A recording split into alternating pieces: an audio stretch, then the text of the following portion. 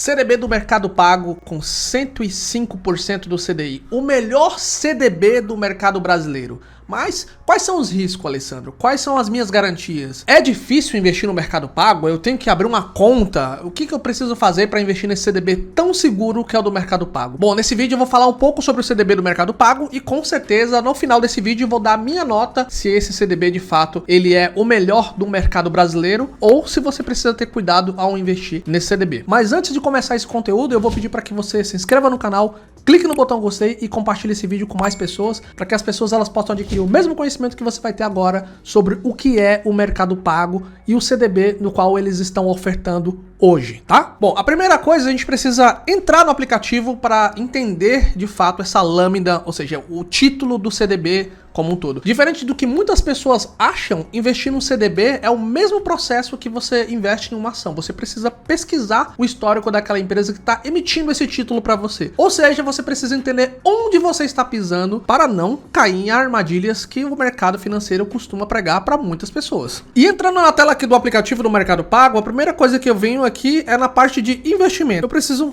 literalmente ver aqui os investimentos e ver o que está acontecendo aqui, né? Aqui o Mercado Pago ele te dá duas opções. Se você investir por meio de uma assessoria, ou seja, um assessor, acredito que seja isso, ele está falando de uma ajuda, ou você escolher os ativos de forma independente. Então eu vou clicar aqui, quero escolher por conta própria. Ele vai abrir, aqui ele já abre aqui várias opções, que são CDBs, fundo de investimento, LCI e LCA. Olha, o Mercado Livre já está oferecendo isso aqui, do LCI e LCA, que são bons investimentos também, baseado na tua análise como um todo, tá? Entrando aqui na parte de CDB, aqui ele já me dá pelo menos umas 5 opções aqui de CDBs. Que é um CDB turbinado, um CDB de 3 meses, ou seja, ele tem um prazo aqui para vencimento, um CDB de 6, de 1 ano e de 2 anos. Lembrando que esses prazos aqui que ele está dando são os prazos que o teu dinheiro ele vai ficar alocado nesse CDB, ou seja, não tem uma liquidez diária, não tem uma liquidez ali fácil, ou se bobear, não existe essa liquidez. Pelo menos é o que tá mostrando aqui pra gente, e ele não fala o certo do que seria isso, tá? E o que seria esse CDB turbinado? Bom, pelas políticas que eu li do Mercado Pago, o CDB turbinado seria um CDB que você colocou pelo menos R$1.000 ali nesses CDBs em algum momento, ou você utiliza a tua conta ali, colocando R$50 mil, movimentações como um todo. Como essa conta aqui é de uma das minhas empresas, vinculada com a minha esposa, essa conta é turbinada. Nós utilizamos o Mercado Pago também para fazer algumas transações. Na verdade, todas as transações dessa empresa que nós temos, tá? Literalmente, vamos entrar, analisar esse CDB, ou seja, analisar a lâmina do título, porque é muito importante você entender o que é esse CDB e como você pode investir. Porque a propaganda, o mercado como todas as pessoas falam que esse CDB é de liquidez diária, ou seja, a qualquer momento você pode resgatar, mas a gente precisa entender a lâmina do produto para dar uma opinião mais concreta, mais assertiva do que nós iremos fazer, tá? Então eu vou clicar aqui em continuar. Em continuar ele já me dá a lâmina do título aqui, que dá basicamente a rentabilidade, que é a rentabilidade é uma promoção, na verdade, exclusiva para quem tem a conta turbinada. Então se você não sabe o que é um CDB turbinado, você vai buscar ali no Google, CDB Mercado Pago turbinado, o que significa? Ele vai te dar ali a resposta muito rápida e você vai conseguir compreender, tá? Aqui ele fala sobre o investimento máximo e o mínimo. Então o mínimo é R$1, você já pode começar a investir R$1, e o máximo que ele dá aqui é de R$30 mil no total de aplicações, ou seja, R$30 mil que você coloca ali nesse CDB em específico, tá? Então é o máximo que ele chega, você não consegue colocar 100 mil, 50 mil, 200 mil, enfim, você coloca só R$30 mil nesse CDB. Vamos aqui para o resgate. O que o resgate está dizendo? Ó, você pode solicitar o resgate a qualquer momento. Veja, aqui ele já está dizendo que você pode solicitar a qualquer momento, então parece ser liquidez diária. Após a solicitação, o dinheiro vai estar no seu saldo disponível em até um dia útil de acordo com as regras. Opa, então peraí. Não é uma liquidez diária. Tem regras aqui específicas. Então vamos clicar aqui em regras e vamos entender essas regras aqui, olha. As regras aqui do CDB, nós liberamos apenas o vencimento do dinheiro resgatado. Resgates solicitados antes das 10 horas de dias úteis serão processados no mesmo dia até as 13 horas. Então, assim, se você solicitar o CDB antes das 10 horas até 1 da tarde, ele vai estar na sua conta disponível para você realizar o saque ou você utilizar ele, tá? Pode ser que ele libere antes, geralmente ele pode liberar antes, mas ele dá um prazo aqui para você, porque geralmente o que acontece? Os investidores solicitam o resgate e geralmente não dá no mesmo momento, eles já ficam desesperados, o banco comeu meu dinheiro e não funciona dessa forma. Então, por isso que ele dá esse prazo estendido aqui como forma de setar expectativas, tá? Resgates solicitados entre 10 e meio-dia de dias úteis serão processados no mesmo dia até as 14 horas, tá? Resgates solicitados entre meio-dia e as 14 horas de dias úteis serão processados no mesmo dia às 16 horas. Agora vem um ponto sobre a questão de liquidez diária. Resgates solicitados depois das 14 horas de dias úteis ou em fins de semana e feriados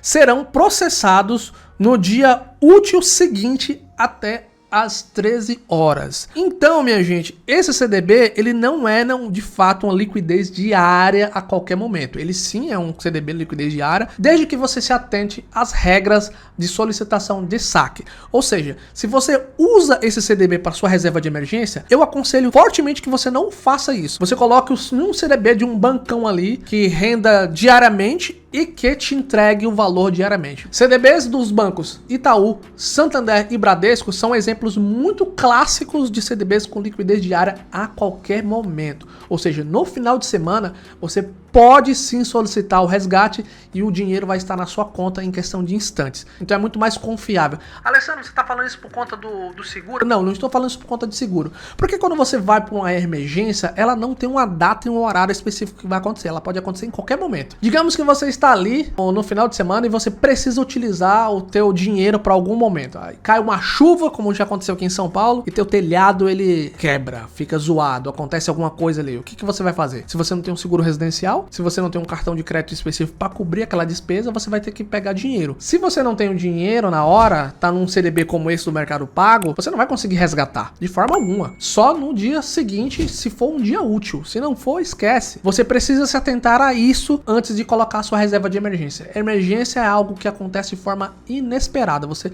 nunca vai saber o que vai acontecer. Então, se atenta nisso, porque isso é muito importante. Lido aqui as regras do CDB, agora o que a gente precisa fazer? Vamos voltar aqui. O que a gente precisa olhar aqui? O vencimento aqui está em 2 anos. Ele tem a proteção aqui do FGC, do Fundo Garantidor de Crédito. Agora nós vamos olhar aqui um pouco as informações adicionais, que é muito importante. Lembra que a gente está entendendo a lâmina do título para você fazer a melhor escolha aqui do CDB e entender se realmente é o melhor CDB do mercado, tá? Para viabilizar o investimento no CDB por meio da Nicus, o Mercado Pago atuará como iniciador da transação de pagamento. Caso tenha dúvidas sobre a participação do Mercado Pago na operação, consulte nossos termos e condições. Essa operação está sujeita aos termos de uso da Nicus. O título está sujeito à tabela regressiva do imposto de renda. Então, cara, agora a primeira coisa que a gente precisa entender aqui é que esse título ele não é do Mercado Pago, ele está sendo intermediado, ele tem um intermédio aqui de uma financeira, de uma instituição financeira. Seria a Nicus, a gente deve ser Nicus Investimento, Nicus alguma coisa. A gente vai pesquisar agora para entender quem é essa Nicus, né? Mas o ponto ápice aqui é que você, antes de você pesquisar sobre a Nicus, você entendeu o CDB. Beleza, agora o que eu preciso analisar? Eu preciso analisar o banco. O banco ele tem garantias? O banco é sólido? Isso é muito importante para você não cair ali, não no caso dizendo um golpe, mas em CDBs que,